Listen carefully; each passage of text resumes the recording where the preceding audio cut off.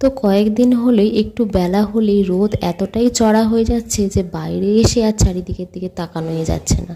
সেটা বড় কথা নয়, বড় কথা হলো এই মুহূর্তে চলে এসেছি রান্নাঘরে। আর রান্নাঘরে এসে ভাবছিলাম কি বানাবো, তখনই চোখে পড়লো পেঁয়াজকলিগুলো।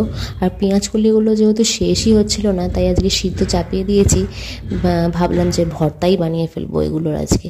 এদিকে এটা সিদ্ধ হোক, আর ওইদিকে আমি ভিজিয়ে দিচ্ছি চালটা ভিজিয়ে রাখবো ভাত করার জন্য। আর চালের পাশাপাশি একটু মসুর ডালও ভিজিয়ে দিলাম, একটু ডালও বানাবো। আর এদিকে পেঁয়াজকলিটা সিদ্ধ হয়ে গেলে ঠান্ডা করে জল ঝরিয়ে মিক্সি জারে নিয়ে নিয়েছি। আর তার মধ্যে দিয়ে দিয়েছি কাঁচা লঙ্কা আর রসুন।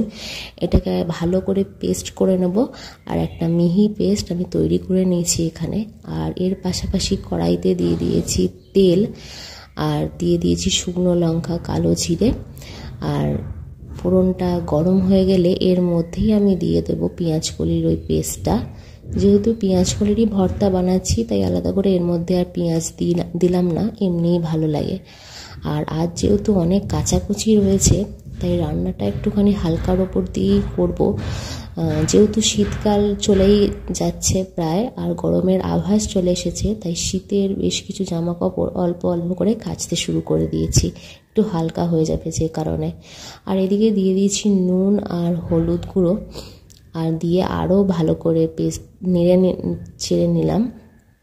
ভালো করে নেড়ে ছেড়ে একেবারে ভাজা ভাজা করতে হবে। আর এই যে দেখুন একেবারে কড়া থেকে ছেড়ে এসছে, ভাজাটা হয়েই গেছে। এর মধ্যে আরও একটুখানি সর্ষের তেল আমি মিক্স করে দিয়ে আরও একটুখানি ভালো করে নেড়ে চেড়ে নিয়ে তুলে রেখেছি। ভর্তাটা তো আমার হয়ে গেল, এবার পরের রান্নার পালা। এদিকে ডালটা সিদ্ধ বসিয়েছি। ডালটা সিদ্ধ হয়ে গেলে কড়াইতে দিয়ে দিয়েছি পেঁয়াজ কুচি, রসুন কুচি, লঙ্কা কুচি দিয়ে ভালো করে ভেজে নিয়ে ডালটাকে আমি দিয়ে দেবো। দিয়ে পেঁয়াজ রসুনের ডালটাকেও আমি করে নেব। পেঁয়াজ রসুনের ডালটা করা কমপ্লিট হয়ে গেল। আর এর মাঝে গিয়ে আমি অল্প কিছু কাচাকুচিও করে এলাম। আর তারপরে ফিরে এসে আবার রান্নায় মন দিয়েছি।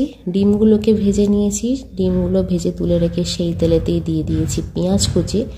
আর বেশ কয়েকবার হলো আমি ডিমের ঝালটা এইভাবেই বানাচ্ছি, মানে ডিমটাকে মাঝখান দিয়ে কেটে আর কি। আর এইভাবে ডিমের ঝাল করলে না, ডিমের ঝালটার টেস্ট আরও বেশি লাগে গোটা ডিমের ঝালের তুলনায়। আর সেই জন্যই বেশ কয়েকবার এইভাবেই করা হচ্ছে, আপনারাও করে দেখতে পারেন, ভালো লাগবে অবশ্যই। আর এদিকে পেঁয়াজ ভাজা হয়ে গেলে তার মধ্যে আদা রসুনের পেস্ট, টমেটো আর বেসিক মশলা যেগুলো হয়, হলুদ, লঙ্কা গুঁড়ো, জিরে গুঁড়ো, ধনে গুঁড়ো দিয়ে মশলাটাকে ভালো করে কষাচ্ছি। আর কষানো হয়ে গিয়ে টমেটো একেবারে নরম হয়ে গেলে দিয়ে দেবো একটুখানি জল খুব একটা বেশি দেবো না, যেহেতু ডিমটা একটুখানি শুকনো শুকনো গায়ে লাগা মতন করব, সেই কারণে অল্প জল দিয়ে ঝোলটা ভালো করে ফুটে এলে এর মধ্যে একটা একটা করে আমি ওই ভাজা ডিমগুলো আর কি দিয়ে দেবো এর মধ্যে। একটা একটা করে ভাজা ডিমগুলো এর মধ্যে দিয়ে ভালো করে ফুটিয়ে নেব। আর ওইদিকে আমি যে ভেজানো চালটা ছিল, সেই ভেজানো চালটাকেও আমি এরপরে ধুয়ে নিয়েছি। এরপরে ভাত করব, আর তারপরই শেষ রান্না, আর কিছু করব না আজকে। এদিকে ডিমের ঝাল হয়ে গেছে। আর ডিমের ঝাল কমপ্লিট হয়ে যাওয়ার পর এদিকে ভাতের মধ্যে আমি আলুও দিয়ে দিয়েছি একটা, যেহেতু আমার কর্তার আলু না হলে একটু সমস্যা আছে, ও আলু ছাড়া একেবারেই খেতে পারে না, সেই জন্য ওর জন্য একটা আলু সিদ্ধ দিয়ে দিলাম।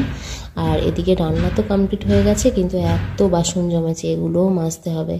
আর আমার তো মনে হয় রান্নার থেকে বেশি বড় কাজ হচ্ছে বাসন মাজা।